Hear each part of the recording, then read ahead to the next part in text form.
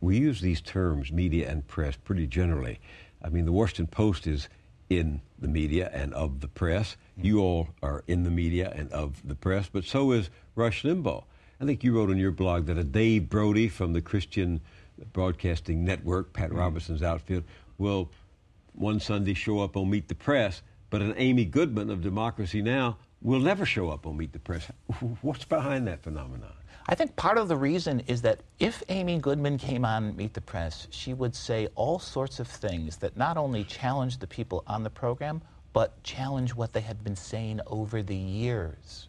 Would go back and, in a sense, discredit the narrative that's been building up for a long time. And even though it's maybe not wholly conscious, the idea that there's a kind of building narrative that is more or less accurate, that we kind of tell you what's going on in Washington, is a common assumption in the press. And people who would completely shatter that don't. I think that's exactly right. It's all about the content of views. Rush Limbaugh can depict himself as being this insurgent outsider, but he supported the wars of the last 8 years. He supported the tax policies that Ronald Reagan essentially instituted as conventional wisdom, that we need to lower taxes, reduce government spending. All of the conventional cliches that the media airs frequently and doesn't need much time in order to explain are ones that Rush Limbaugh and the furthest fringes of the right essentially embrace. And so to include them into our discussions is not very disruptive at all. Whereas if you had people on from the left who were advocating things like the United States' responsibility for its unpopularity in the world, the fact that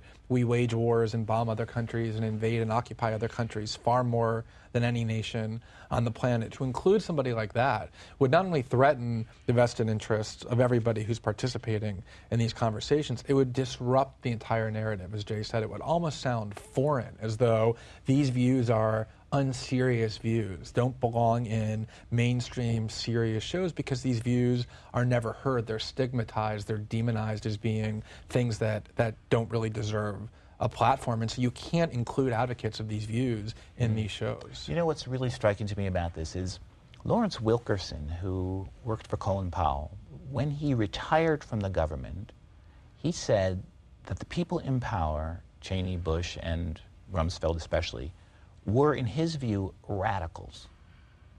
That the radicals were the people actually running the government. And this idea that the people in power were kind of outside the sphere of normal government never made its way into the establishment press at all. The idea that Wilkerson could have been right, that the real radicals were running the federal government, never really penetrated their narrative at all. How do you explain the fact that so many in the press, pundits and others as well, were saying Obama has to be bipartisan?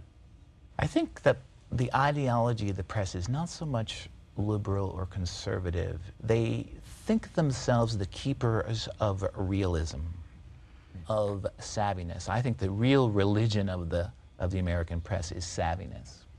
And in their view, it isn't savvy to say, you're going to mobilize the anger and frustration of the American people and bring that power to Washington to change it. That's not how politics works.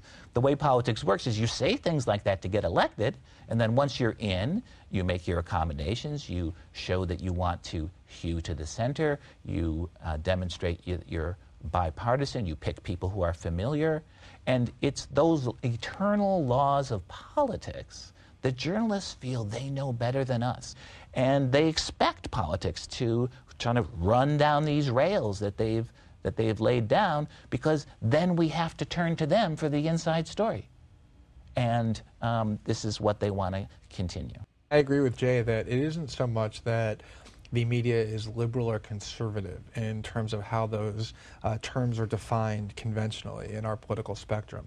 What ends up happening is that ideas that are threatening to the media and to the political elites end up being attached to the label of liberalism or leftist ideology, with the corresponding orthodoxy that the one thing Obama, for instance, needs to show is that he's not beholden to the far left of his party, or that he's willing to scorn the leftists and the liberals in his party. That's when he generates the most praise. And the reason from the Washington Press Corps. From the Washington Press Corps. Right. If you go